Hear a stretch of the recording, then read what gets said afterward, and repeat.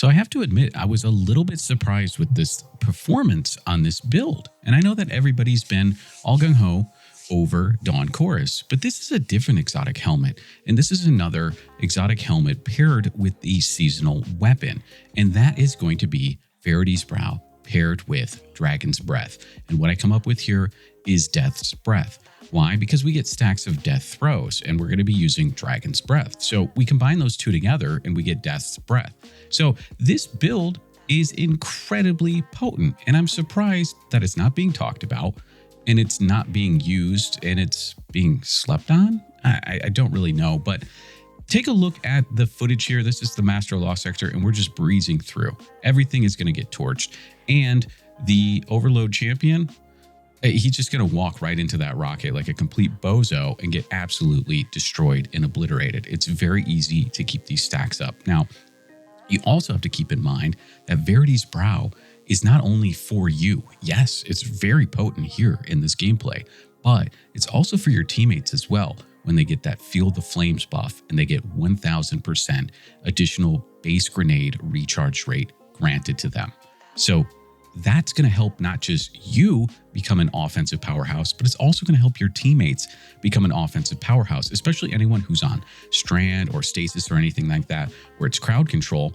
You're going to be able to provide a lot of power, and they're going to be able to provide a lot of crowd control. So it's going to pair together nicely when you can get in a fire team with a Strand Hunter, Stasis Titan, Stasis Warlock, anything like that, where you're getting crowd control.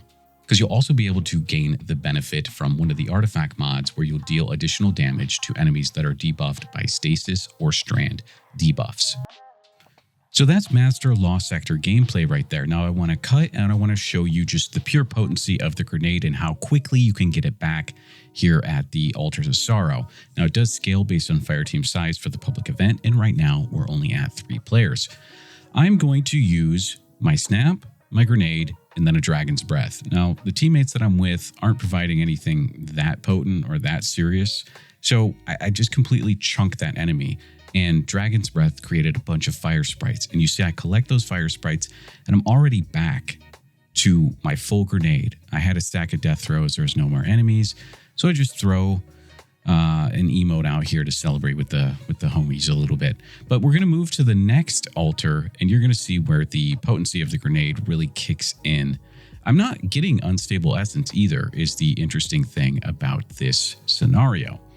So here we are, new wave coming, and let's just get started clearing a couple of ads here. We got some stasis crystals, stasis debuff will slow, Dragon's Breath, snap, grenade. The snap is already back. It's already back. Death Throes ×3 already. And look at all the Firesprites that are out there. We're up to about 70, 80, maybe 90% of the grenade now, and we haven't even picked up a single one of those Firesprites. So let's throw another grenade, snap, Dragon's Breath, and now we'll grab a couple of these Firesprites, cast our Rift down, kill a couple enemies. We still got a bunch of Firesprites out here, plenty of them. Here, we'll pick them all up. There we go. Now you can see the grenade is back. And this, the battlefield is just littered. Absolutely littered with Firesprites. And we're going to slow this down. We're going to go back to see the pure grenade damage here. Let's look at this in slow motion. In slow motion, we're going to see the first damage number be 123,000 and then 142,000. One more time, and this is with no unstable essence, 123k and then 142,000. Now with our first Fragment Ember of Torches, our snap melee is going to get us Radiant. Now while we are Radiant, we're going to take advantage of Kindling Trigger. Solar weapons damage is going to apply 30 stacks of Scorch to combatants that aren't scorched. And the reason that this is so important is because it's going to take advantage of Ember of Searing. Defeating any scorched targets will grant us melee energy, and that's how we're generating a strong amount of the Firesprites that you're seeing in that gameplay footage there. That's also going to be from Dragon's Breath. Now, what is a Firesprite? It's a concentration of solar energy, and when picked up, it's going to grant grenade energy. So we have a loop there. We know that we're going to snap with Ember of Torches, and we're going to get Radiant. And then when we are Radiant, we're applying Scorch to combatants just with our weapons. That Scorch is not only going to grant us melee energy when we defeat that Scorch target, it's also going to provide a Firesprite that's going to synergize into the grenade energy, So that's going to give us a loop to always be able to snap and get ourselves radiant if we're not, apply scorch damage with our solar weapons, and then generate fire sprites from those weapon kills on enemies. So we're using Touch of Flame in this build as the first solar aspect, where our fusion grenade is going to explode twice. If you look at the description on the fusion grenade, it does state that it attaches to the targets and moderately scorches them on detonation. But with Kindling Trigger, we also have some extra scorch damage from our weapons. Now let's take both of those scorch sources and buff them through this third fragment, Ember of Ashes. You apply more scorch stacks to target. On Kindling Trigger, that will take it not just from 30 scorch stacks with solar weapon damage, but 45. Now, when we also go in and we look at the fusion grenade and we use Ember of Ashes in conjunction with Touch of Flame and the fusion grenade, we'll apply 60 scorch stacks on a detonation. And then when we take into consideration the Warlock melee and how many scorch stacks that provides, Incinerator Snap is going to provide 30 scorch stacks with Ember of Ashes. So we instantly can have an ignition right there alone. But there's another way that you can make an ignition this season. And that other way is through another artifact mod. And that's going to be in the last column of the artifact, and that is Rays of Precision. While we're radiant, solar precision kills on combatants can cause an ignition. So we've got so much potency right here. But we haven't even talked about Dragon's Breath, the star exotic weapon in the build paired with the star exotic helmet in the build. So Dragon's Breath is a little bit complicated because it uses a fuel counter to strengthen the effects of the rockets. It'll always have one fuel stack ready to go, and you're going to passively gain a fuel stack every 6 seconds up to a maximum of 5, or after 24 seconds you'll be capped out. So it can create a lot of ignitions, especially when you reach the ×5 fuel. Shooting consumes all the fuel that you have and halts the passive fuel generation for 3 seconds. But rockets get stuck in a target. They apply Scorch. They also release a small explosive burst. They spread 3 incendiary pools every 3/4 of a second. The fuel amount increases the duration of the rocket, so a ×5 rocket will last longer and be embedded for 4.5 seconds. That's going to provide a 28.6 increase explosive damage and will also create 15 incendiary pools. So we've got a lot going on there, but just know that it's scorching the crap out of whatever you're hitting with it. So that is also going to help us get to an ignition.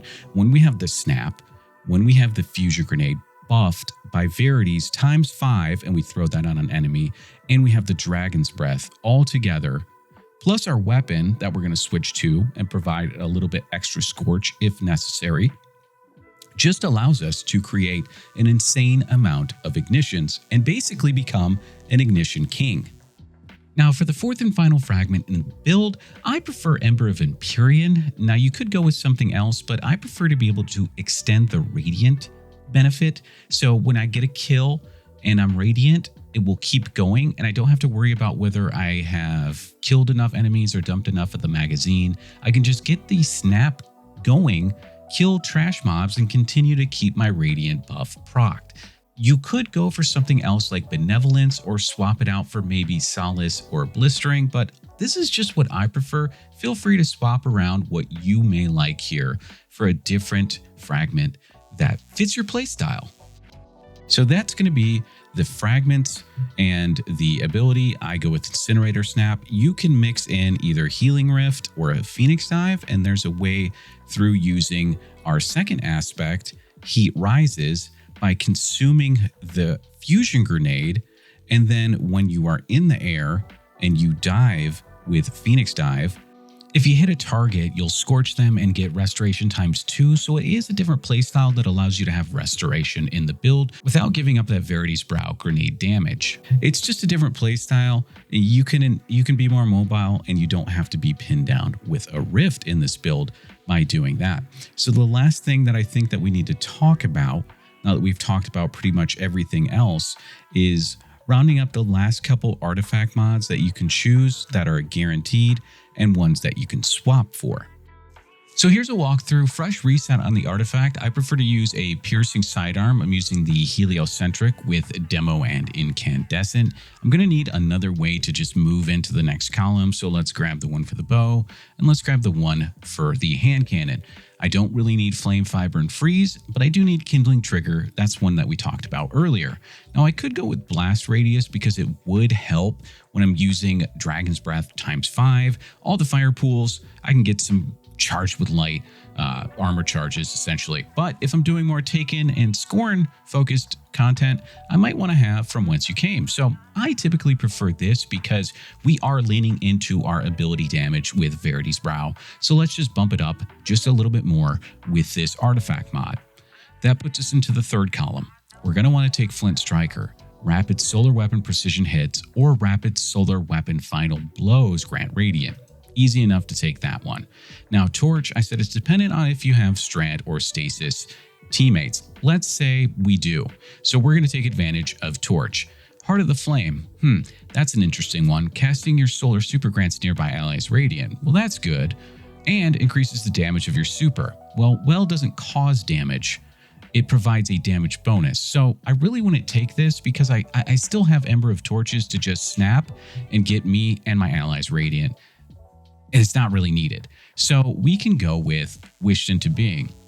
But now we're in that situation where we can't get into the third column. Well, good news. We're going to use Origin Perk Specialization 2. It's going to improve the benefits provided by the Noble Deeds, Unsated Hunger, Head Rush, and wait for it, Dragon's Vengeance Origin traits. So I prefer taking this one. Why?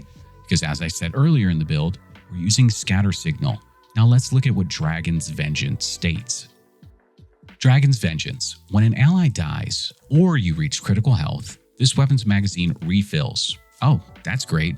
I mean, I have overflow and it is enhanced, but why not get this for free? And you're going to tell me I get bonus range? It is a rapid fire frame.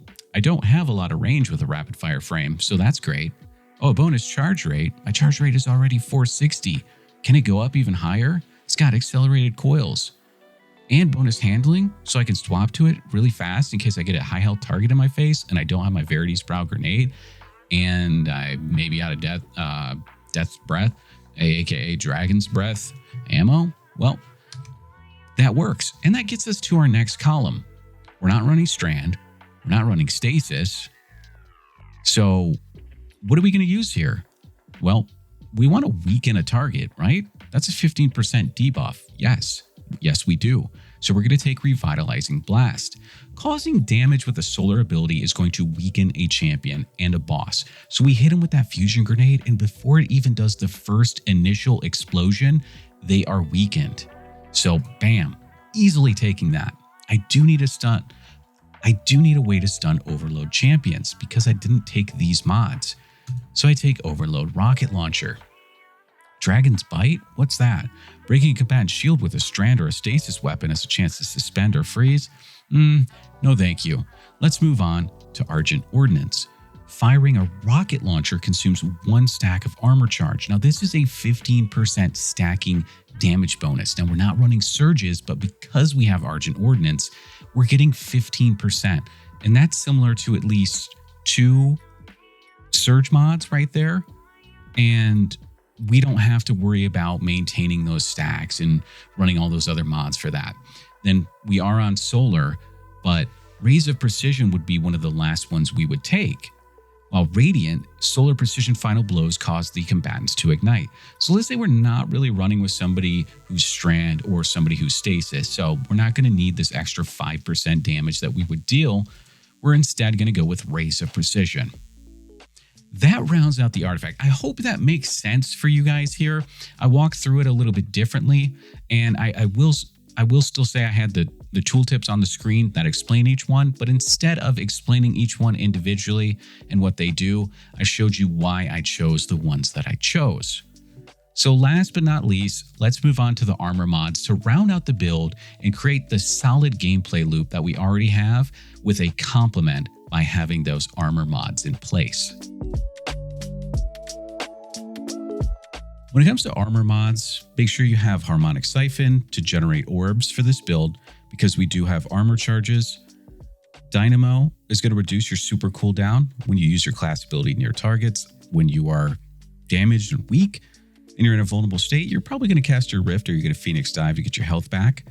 And this is just going to reduce your cooldown to get your Well back. Well is one of the fastest charging supers in the game, so why not make it a little bit faster? And then we know that our Fusion Grenade is incredibly busted, so let's take advantage of Ashes to Assets, where we're going to gain bonus super energy on grenade kills. I run 2 copies of Grenade Kickstart and 1 copy of Impact Induction. Cause damage with powered melee, we're going to reduce that grenade cooldown. Also have a copy of Harmonic Reserves. Giving Dragon's Breath some additional ammo never hurts. If you're not in a situation where you really need that extra ammo, but a lot of times I find that I am, you could swap this for something like Charged Up.